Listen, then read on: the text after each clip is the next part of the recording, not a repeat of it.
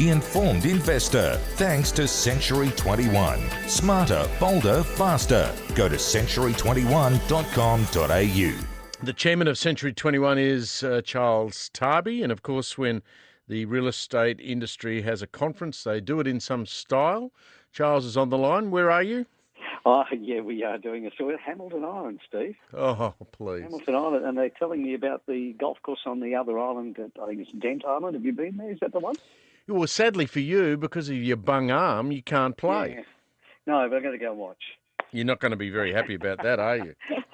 No, I won't be. But everybody's telling me that they've gone over there and scored fantastically, but each person has bought 24 balls to do so. Yes, everybody I know that's played there has lost plenty of golf balls. Of course, yes. I'm off to play in New Caledonia at the end of next week. I've been hearing that, and I've been checking every day for my invitation. I'll report back to you on how it all goes, Charles, and let you know what the golf course is like. I read today that the clearance rates, auction clearance rates at the weekend in our two biggest cities, Sydney and Melbourne, have fallen again. So are we now prepared to call this officially that we've come off the highs and we're headed south? I hope so. I do hope we've come off the highs. I do hope we've come off the marketplace where buyers feel like they're missing out, so they go a bit crazy. There's certainly the clearance rates in Sydney were down to 52.3, which is 10 points lower than last week and almost 20 points lower than this time last year. So that's quite massive, and they had 830 auctions. But Melbourne, it wasn't too bad, 61.6. It held its ground. But against this time last year, which was 73.1%, that's still a significant drop. So I'd have to say that buyers have got a lot better chance, particularly affordability issues should start to diminish.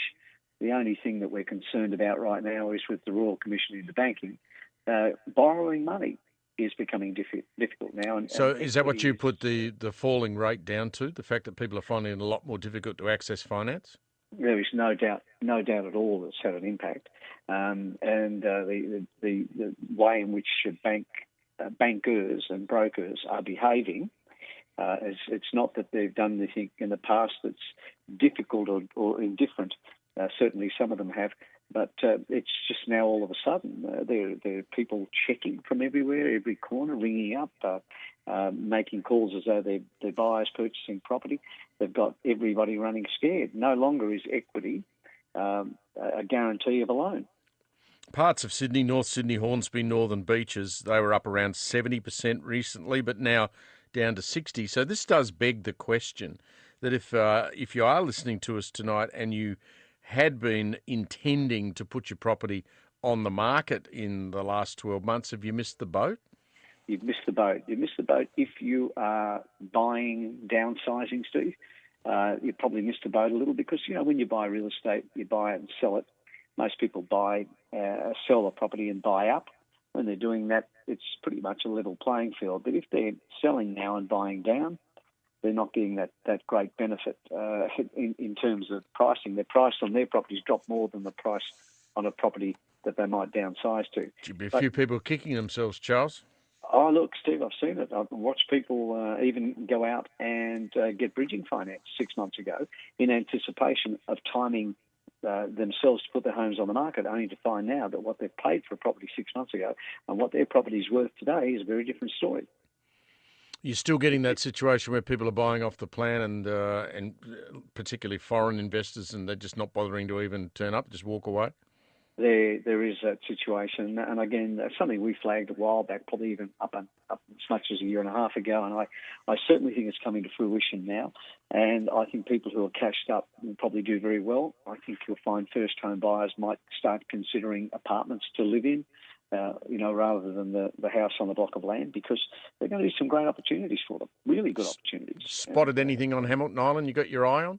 I've only had a chance to glance out of the view at this point in time, but That's been a pretty healthy market, hasn't it, since the Oatleys went up there and put some real money behind it and improved the facility. Serious money, and as Steve, most of the properties that suffer first are in the discretionary spending areas. I mean, if the equity markets change, Hamilton Island will probably have some great buys in it, because those areas where where you spend most of your time, the Melbourneians, they love to live up in the northern parts of Queensland, Sunshine Coast up, and the holiday homes is very attractive for them. And if the equity markets go negative on a lot of these people, and they need to sell something, the first place they'll sell is a holiday home, not their house, and that's where the opportunity kicks in again. So I'm seeing opportunities starting to arise in a lot of the marketplaces. Interestingly enough, Adelaide has performed better in the last 2 weeks than it did this time last year. It's the only capital city that actually is performing better, and that's. What do you put that down to? I think it had a steady marketplace all the way through. There was always sufficient stock. The state government planned a significant number of suburbs, and they brought those to fruition over a steady period of time. There's always been enough stock in Adelaide, and I think that's maintained a very well balanced price-wise marketplace. And so when I look at their clearance rates, they had 99 auctions with a 68.2% clearance rate. Not only was it better than this time last year, but it was the best clearance rate of any capital city in Australia.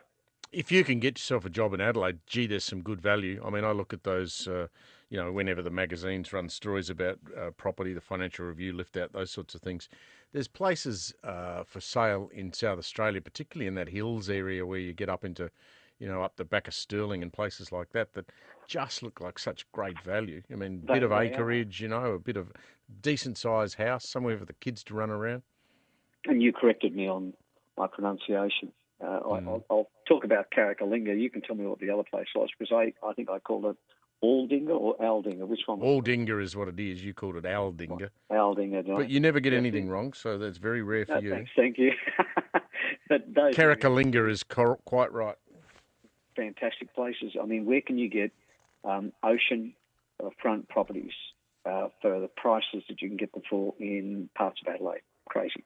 No, you just can't get them anywhere else. And the thing is that the government is determined, the federal government I'm talking about here now, and, arm in arm with the state government of South Australia, to create jobs there. They are ploughing huge amounts of money into the defence industry. So increasingly people probably will head to Adelaide. I hope so, Steve, because it's a great place, as you know, and the scene, the restaurant scene, the lifestyle scene, the relaxed style of life is just brilliant, and property prices are affordable. But it has always come down to that issue of major industries closing down in Adelaide, which has caused a bit of grief. But I think that is a marketplace, along with Perth, that I've still got my eye on as two marketplaces. Me too. I think I've got great opportunity. Have fun at Hamilton Island. We'll talk to you next week. Thank you. Thanks, Charles Tarbey there, the chairman of Century 21.